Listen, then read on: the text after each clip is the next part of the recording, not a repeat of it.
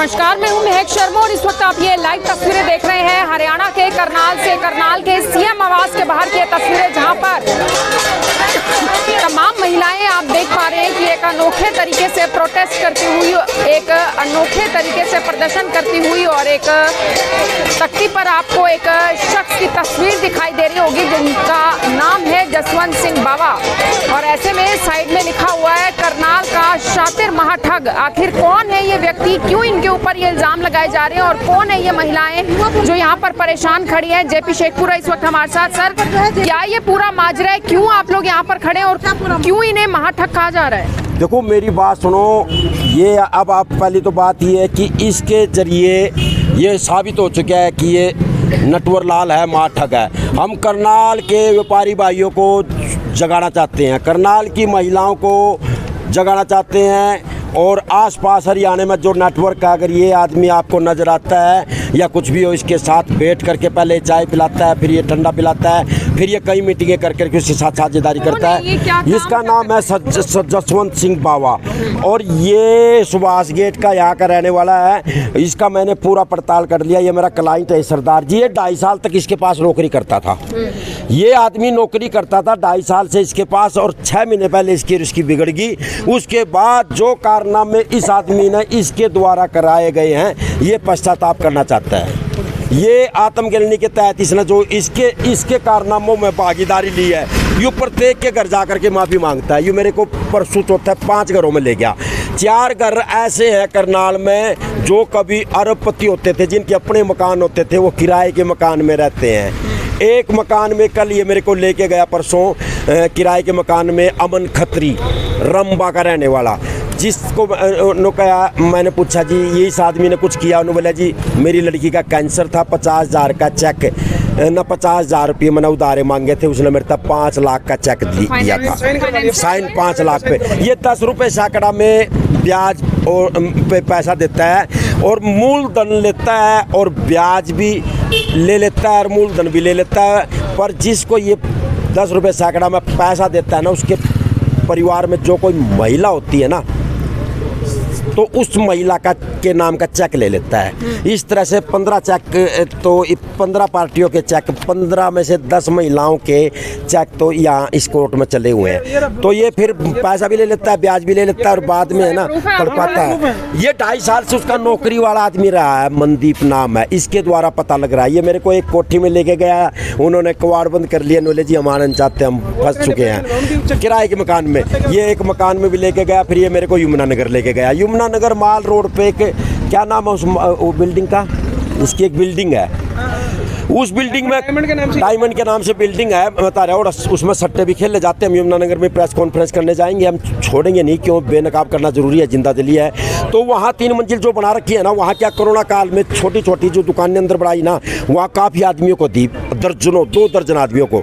फिर उसके बाद उनके साथ क्या बना, वो दर्जनों आदमियों में एक तो अभी है ना कोर्ट में आई हुई है, पति पत्नी दोनों आए हुए हैं। उसका पति 2.5 साल से घर से बाहर नहीं निकला, पर वहीं फोन, क्योंकि पूरा परिवार सवेरे से यमुनानगर में बैठा हुआ है। 7 आदमी तो इन्हें काबू कर लिए, आजकल मिनटा में काबू हो जाते हैं। करनाल में क्या काम करते हैं ये? अरे यही तो नहीं पता कि ये काम क्या करता है। ये तो नो बताऊंगा कि बड़ी आदमी देखता है, उसके बाद क्लब मार्केट में लेके जाता है, आपस में चाय पिलाता है, और उसके बाद साझेदारी कर लेता है। उसके बाद ये अमीर हो जाता है, और वो किराए के मकान में चला जाता है। जिनके साथ, जिन महिलाओं के साथ जालसाजी हुई, उनमें से कोई महिला यहाँ? मैंने कह रहा, एक तो महिला ये है, एक महिला का 1 घंटा इंतजार कर रहे थे ना। अभी महिला मतलब 5 महिलाएं आनी थी एक कोर्ट में। अभी उसका जोगिंदर एडवोकेट राणा वकील है, जबकि वो भी समझा रहा भाई जाते रहा, उसका चेक भी लगा रखा, उसके 5-7 लाख का मनियारी का सामान है वो भी जब्त कर रखा, और उसका पति 2.5 साल से डिस्टर्ब होकर के इसके कारण घर से बाहर नहीं निकल रहा। हमारे करनाल में ही इस टाइम खड़ी है वो। सर, आपका क्या नाम है और आपका कैसे इनसे लिंक बना?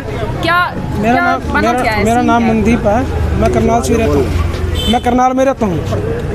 तो मेरे को इसने काम दिया था, इन्होंने बोला था हमारा फाइनेंस का काम है, और रिकवरी के लिए हमारे पास आए थे, रिकवरी करने के लिए। तो हमने कहा हमारा काम है रिकवरी का, जो प्रोसेस हमने उस हिसाब से काम शुरू कर दिया अपना। काम शुरू करने के बाद मेरे को, मैं इन्हीं के साथ गया, पहले तो सबके साथ मिलवाया इन्होंने मेरे को भी, इससे ये ऐसे किसी ने बताया नहीं मेरे को पेमेंट कितनी है। हम करने लगे काम।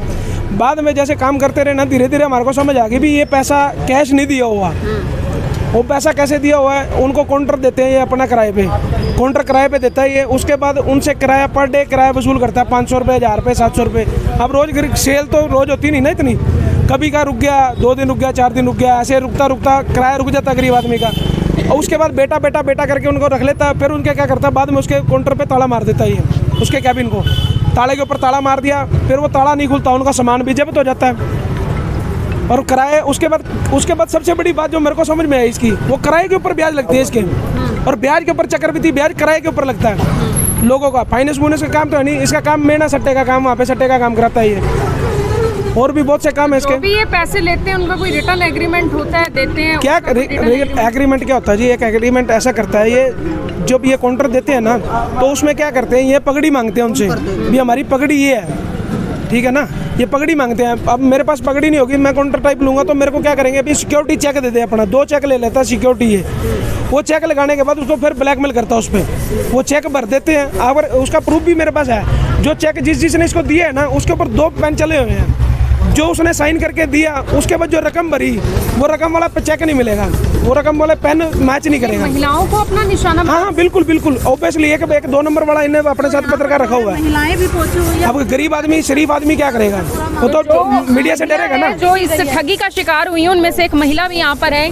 क्या आपका नाम है? मेरा नाम पूजा है। मैंने इनसे 50,000 रुपये, मैं रामनगर करनाल से। क्या पूरा माजरा क्या था, एक बार बताएंगे? कौन से ईयर की बात है, क्या हुआ था? मैम ये बात है सन 2001 की। मैंने इनसे 50,000 रुपये लिए। मेरे घर के अंदर कोई ऐसी हैपनिंग हुई थी, मुझे 50,000 रुपये की ज़रूरत थी। मुझे किसी चाहने वाले ने बताया कि तू उनके पास चली जा, सरदार जी हैं दे देंगे। मैंने कहा सरदार जी तो सबकी अच्छे ही होते हैं, पगड़ी वाले हैं, सब उनके ऊपर जल्दी विश्वास भी कर लेते हैं। मैंने 50,000 रुपये ले लिए। इन्होंने बोला बेटा जी आओ बैठो, चाय पियो, चाय पानी पिलाई। कोई बात नहीं, जो तुम्हारी परेशानी वो मेरी ही परेशानी है। पैसे मिल गए थे आपके? पैसे नहीं होने के लिए पैसे तो मेरे को इन्होंने दे दिए 50,000 रुपये, लेकिन बोला 5% ब्याज चलेगी इसकी। मैंने कहा कोई बात नहीं, दे दो, मेरी मजबूरी तो हल हो जाएगी।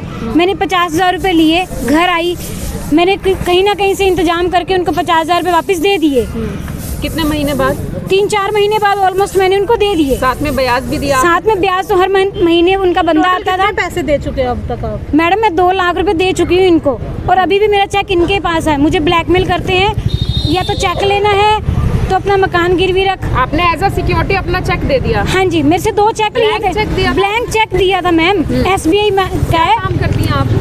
मैडम पहले मैं घर में जो छोटा मोटा सिलाई का काम है वो करती थी, लेकिन मेरे अंदर इतनी डिप्रेशन होगी, 2 बार तो मैं मरने के सुसाइड करने की कोशिश कर चुकी हूँ। तो आपको क्या डराया धमकाया जाता है, क्या कहा जाता है? मुझे डराया धमकाया ये जाता है कि जहाँ मैं कहूँगा वहाँ पे आ, जैसा कहूँगा वैसे कर। अगर मैं नहीं जाती या नहीं करती या क्या काम क्या करवाया जाता है, क्या कहा जाता है? पता नहीं मैम, मुझे बुलाता है, लेकिन मैंने कहा ले ब्याज ले जा, मैं जहाँ कहेगा वहीं नहीं आऊँगी, क्योंकि मेरा भी इज्जत है, मेरे बच्चे हैं। रिटर्न में एग्रीमेंट हुआ था आपका? कोई एग्रीमेंट नहीं हुआ था।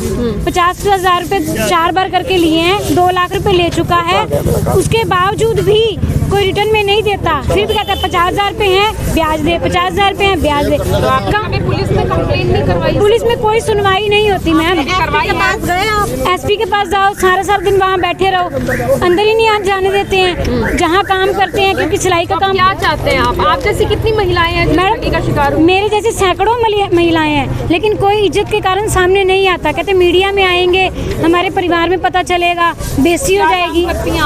मैडम मैं कहीं दुकान पे नौकरी करती हूँ इस टाइम, जो वहाँ 8-9 हज़ार रुपये मिलते हैं। कई महिलाओं के चेक है इनके पास? कईयों के हैं ब्लैंक चेक हैं, और मुझे तो ये धमकी दी जाती है अगर पैसा नहीं। चेक, ये ब्लैंक चेक लगे हुए हैं, ये सिक्योरिटी चेक है, ये प्रूफ है, ये दिखाता हूं। इनको ब्लैकमेल किया जा रहा है? हाँ, इसका काम ही है ब्लैकमेलिंग का।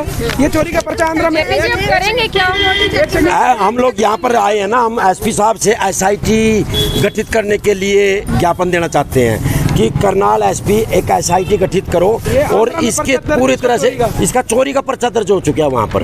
आंध्रा पुलिस वहाँ भी आने वाली है, और यहाँ पर मतलब इसका दूध का दूध पानी का पानी करो। ED की कार्रवाई होनी चाहिए, CBI द्वारा कार्रवाई होनी चाहिए, इनकम टैक्स द्वारा कार्रवाई होनी चाहिए। दूसरी बात है कि हमारा कुछ नहीं है, हम तो चलो जमींदार के बालक हैं। हम आज आपके सामने बोल रहे हैं, बहुत तरह तरह के कमेंट्स भी करते हैं लोग, पर हमारे आप लोगों की वीडियो के द्वारा कोई भी भाई ऐसा ये आदमी किसी को मिल भी जाए इसके साथ साझेदारी ना करो। अरे जैसे जो करनाल में नटवर लाल है भाई, वो सचेत हो, जो हमारे पास जब भी कोई ऐसा मामला आएगा सरेआम, चाहे हमारे को गोली लगे, क्या हमारे को कुछ भी लगे। कितनी महिलाएं हैं हरियाणा की?